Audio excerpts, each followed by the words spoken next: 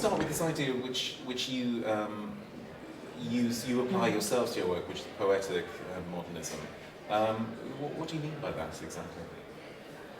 After a while, it just became very apparent to us that one thing is working with it, another thing is experiencing something.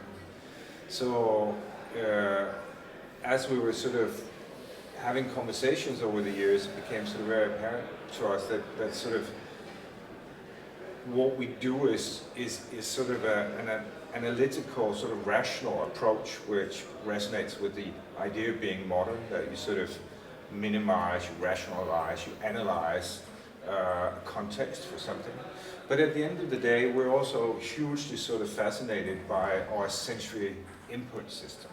And that's where the poetic quality adds up. So it's a duality between two principles, in essence, where you do so organize things, try to make it into something that makes sense, but also you need to make sure that there's a sufficient degree of emotional embedment into a solution. And it's very difficult to actually put a word to what exactly is it you draw from, but it's something poetic, it's something inherent that we kind of try to grasp or try to, you know, to put into play, or at least listen to, instead of only being theoretical about our work. When we talk about a space that has been designed to foster well-being,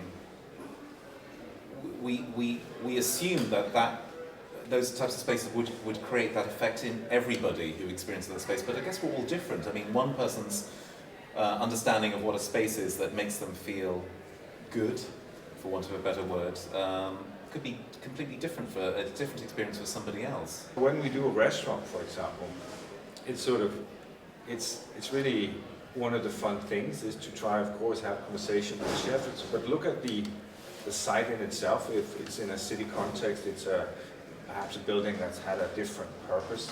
To get that base understanding of how the emotional imprint of the space in itself before you do something, how that feels. And then you apply these layers of sort of trying to change, try to balance out, try to enhance something or how to diminish something else.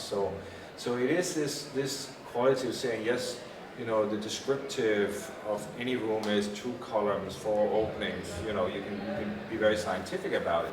But how does it feel is quite different. It's very influenced by the color, the height, the degree of light, the temperature of the light. So there are all these tools, all these sort of knobs you can turn to project a certain state of mind.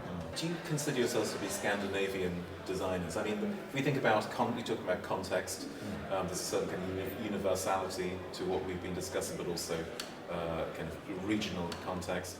The city out of which you're based is built into your studio name, your company name.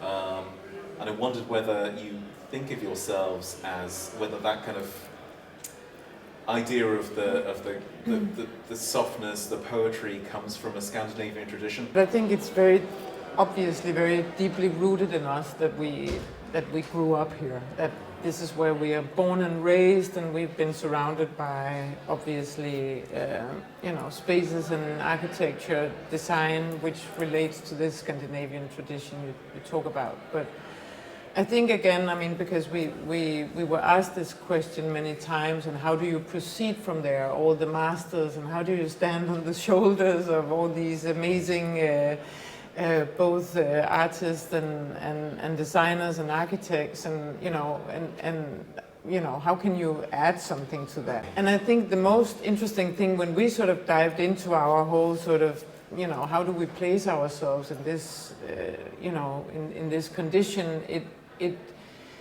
I mean, it was very liberating to find out that somehow all of these masters have been out about in the world. We come from a small country, and they've all been very curious to what's happening everywhere else. So they have been traveling, bringing back inspiration from Japan, from Africa, from the US, from all over the world, and kind of transformed it and filtered it into something that looks Scandinavian. And we actually just do the same thing.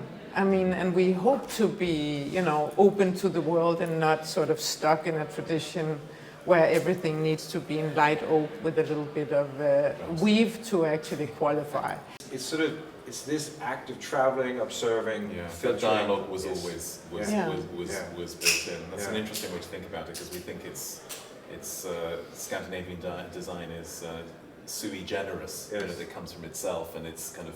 But No, it's To us, definitely it's, a feedback system, which I Yes. think, I mean, we also get extremely inspired by. And it also liberates, I think, the newer generations. what makes for you a long-lasting interior space? Because I think there's possibly some kind of relation there between creating spaces that feel right, which are imbued with a sense of well-being, and sustainable spaces.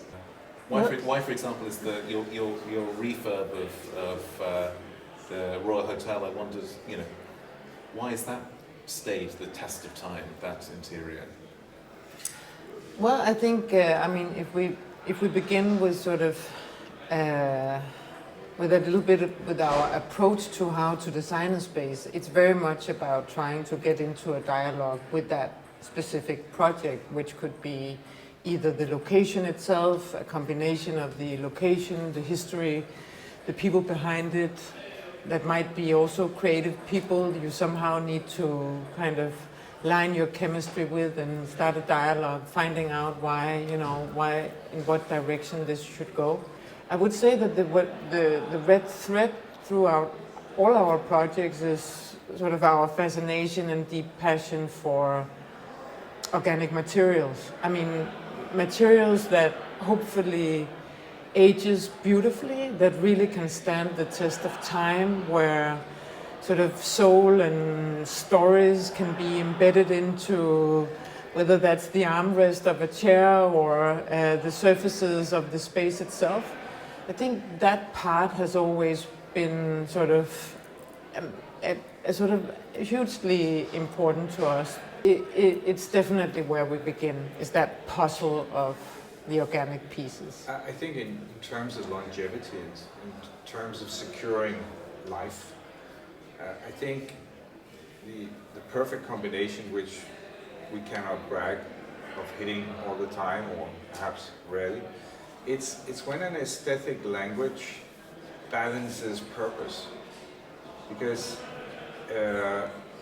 aesthetics that counteract purpose becomes irrelevant and will obviously change. But also purpose that does not attach emotionally becomes cold.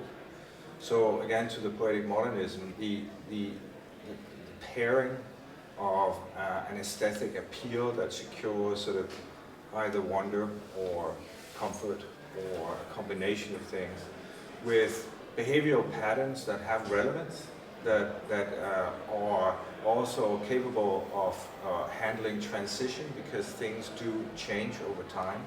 So if you can reach that combination, that will secure things along life. But if they stand alone, either or, there will be a limit.